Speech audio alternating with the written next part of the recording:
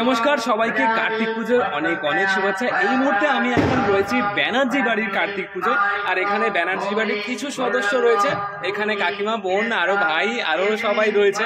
আর চলো ব্যানার্জি বাড়ির কার্তিক ঠাকুর দেখাই তোমাদের।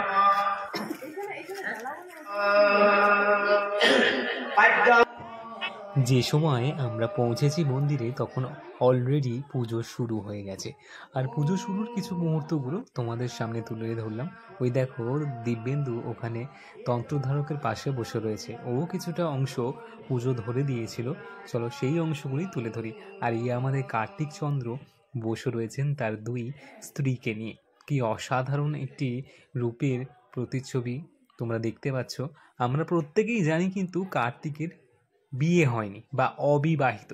কার্তিক কিন্তু অবিবাহিত নয়, কার্তিকের দুটি স্ত্রী রয়েছে, এক দেবসেনা আর এক বল্লী। এরপর থেকে কিন্তু তোমরা কেউ কার্তিককে আইবুড়ো কার্তিক বলে আখ্যা দেবে না, কার্তিকের কিন্তু বিবাহিত। নিজের ধর্ম, নিজের ধর্মের কিছু শাস্ত্র সম্পর্কে একটু জানো এবং নিজেকে সজাগ করে তোলো। কার্তিকের প্রথম প্রহরের পুজো কমপ্লিট হলো, তারপর এখন আরতি হবে, দ্বিতীয় প্রহরের পুজো শুরু হবে। এখন আরতি করছে দিব্যেন্দু।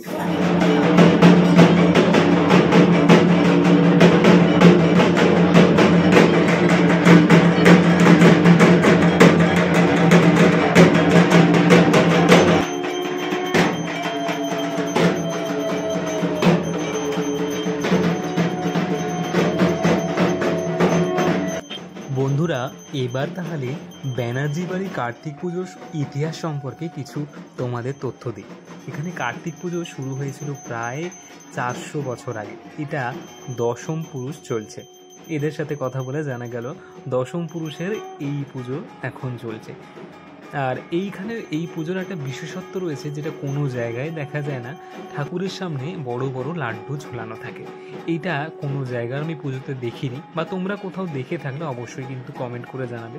আর তোমরা কিসের জন্য দেখেছো এটা কিন্তু অবশ্যই জানাবে, কারণ এই লাড্ডুটা এদের বংশ পরম্পরায় এটা ঝোলানো থাকে। প্রতি বছর পুজোতেই দেখি। তো এটার কারণটা আমি সঠিক বলতে পারবো না, হয়তো কার্তিককে প্রসন্ন করার জন্য এইভাবে খাবার ঝুলিয়ে রাখা হয়।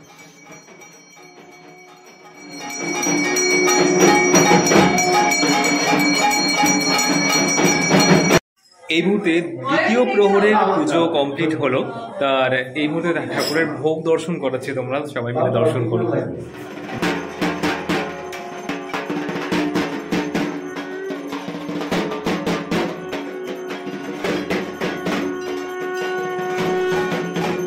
এই মুহূর্তে তোমরা দর্শন করছো দ্বিতীয় প্রহরের ভোগারতি দর্শন। এই মুহূর্তে ভোগ, অন্ন ভোগ কার্তিককে নিবেদন করা হয়েছে, তারপরে কার্তিককে আরতি করা হচ্ছে। দেখো অন্ন ভোগ দর্শন করো। এই ব্যানার্জি বাড়ির কার্তিক পুজোর একটা বিশেষ নিয়ম রয়েছে।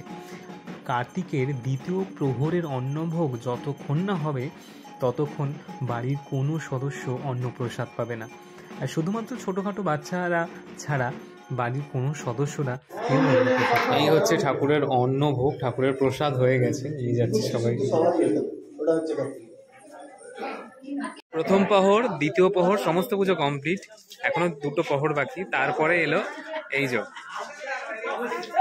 ঘুমিয়ে টুমিয়ে নিয়ে তারপরে এলো। ভাবা যায় কিছুই দেখতে পেলো না, শেষ মুহূর্তে খালি। এবার আমরা একে একে সবাই ঠাকুরের প্রসাদ পাচ্ছি, আর প্রসাদটা ছিল অত্যন্ত সুস্বাদু। তো আমরা এবার প্রসাদ পাই। তোমরা তাহলে ভিডিও দেখতে থাকো।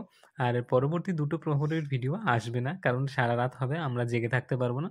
কাল সকালের ভিডিওতে থাকছে আরও কিছু চমক, দেখতে থাকো। রাধে রাধে, জয় কার্তিক চাঁদ।